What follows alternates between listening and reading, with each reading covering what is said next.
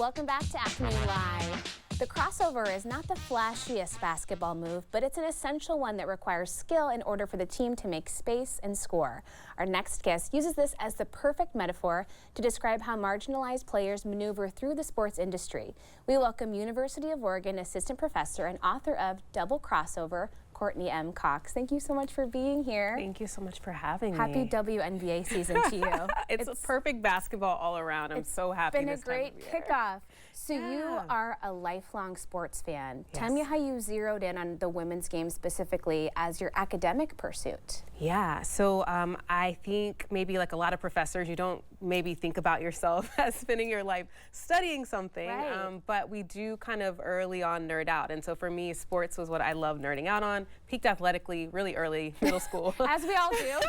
I knew that wasn't going to be how I did it.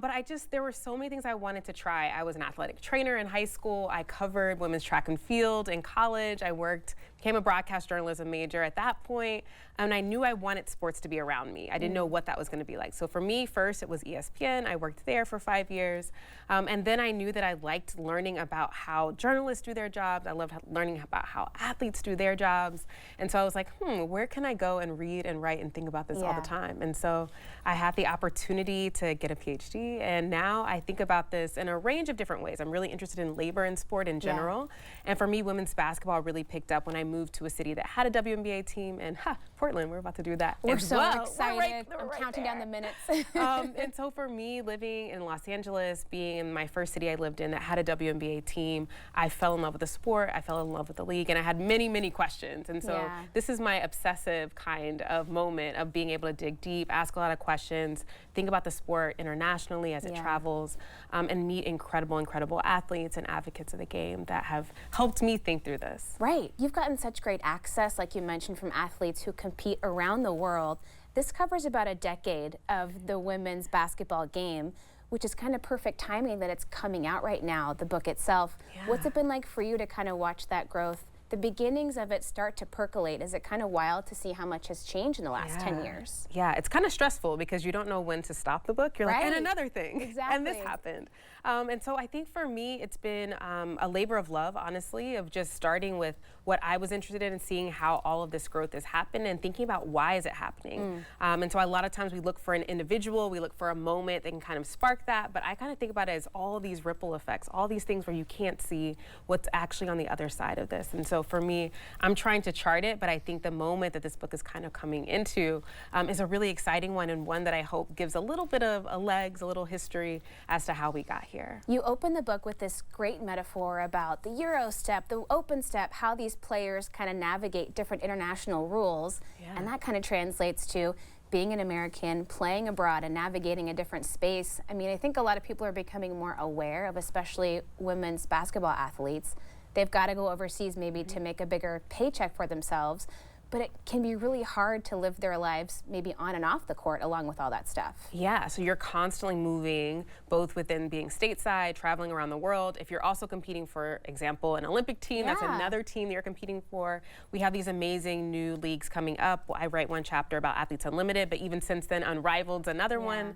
And so one of the things I think about is like deciding if you're gonna go overseas, what you're deciding in terms of what teams you're gonna maybe compete for. Are you gonna stay stateside, or which league are you gonna choose? Are you gonna stay in rehab? Because also your body is screaming and asking for that break too. And so I'm interested in the decisions that people make, what goes into that. If you have a family, if you have a partner, if you have a business, you have a home, like all these different ways you have to think about maneuvering your game, right? The style of play is different, the aesthetic is different. You're getting yourself acclimated to a new place, a new team. And I think on the other side of it, it's like, is this what I want to do, and how long do I want to do this, which is really what a lot of athletes have to think about in general. Is it all worth it? It's a total buy-in for you, and if you have family involved as well, it just has to change your consideration completely. Yeah, absolutely. I think about all these small versions of this that I did in terms of following athletes around, interviewing them, and I had just the smallest little piece of that, but just thinking logistics alone is overwhelming. And then thinking about being the best or expected to be the best player on your team, and just being dropped into places. I was really just astounded by seeing it in person in real life, and even talking to athletes who have done it in multiple countries, multiple styles of play, multiple decades of competing around the world, and just thinking about what it does for your brain, for your body. Incredible, well-rounded, beautifully international, folks that you would love to have a drink, a cup of coffee with, for sure. But I just think about that stress, right? And the constant thinking about what's next, what's after this. Right, can be such a heavy burden. Well, there's a really interesting thing happening right now. I'm thinking about the WNBA. There's so many more eyeballs on the league, which is so wonderful.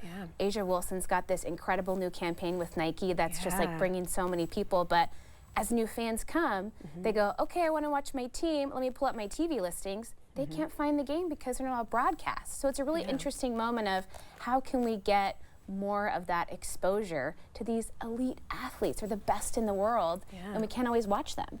I think the current moment of having new fans come in, whether they're coming from the college game, whether they're following someone that they really adore and seeing where they go next, is they're asking the questions that women's basketball fans have asked for quite a while, right? But what I love about when we get louder, when we all have a voice and we're all here, bullying works, right? The part of it is if we all say, we need this here, we want to see this, it should be on ESPN, we should be able to see this on ABC. This is an incredible matchup. I think the more voices we have behind that, I think has really kind of pushed it. Asking these questions, we're like, this should be obvious. This should be a thing that we do, right? And I think that's something I'm really excited about, is that the fan experience, there are good and bad things about fandom. We can always talk about it in any sport. But the enthusiasm that's behind it is really kind of bringing a lot of things home. And I think also showing those numbers are there. The numbers have been there. The game has been there. And so now seeing everyone else catch up, I think has been really exciting to me. And there's so much potential there. And so some people think about it, what does growth mean economically? Is it about cultural, social kind of movements that are changing this and moving this forward? And to me, it's like all of them together, right? These are all the things, right? That can help someone make a decision that's the best for them, not just I have to go overseas or I have to take this endorsement, even though this is what I really want to do instead. And so I love options, I love availability, right? And access, right? So thinking about the ways that sports fans want to turn something on and be able to consume it. And we have that in so many sports, and this is just yet another one that we need more of. So many things to be excited about. What a great time for this book, and we really appreciate you coming and visiting with us. Thank you so much for having me. Great chatting with you. Okay, Courtney has a book event this Sunday at 7 p.m. It's at Powell City of Books on West Burnside. We'll have more information on our website. The book again is Double Crossover. For more information, just head to katu.com, and we'll be right back with more Afternoon Live right after this.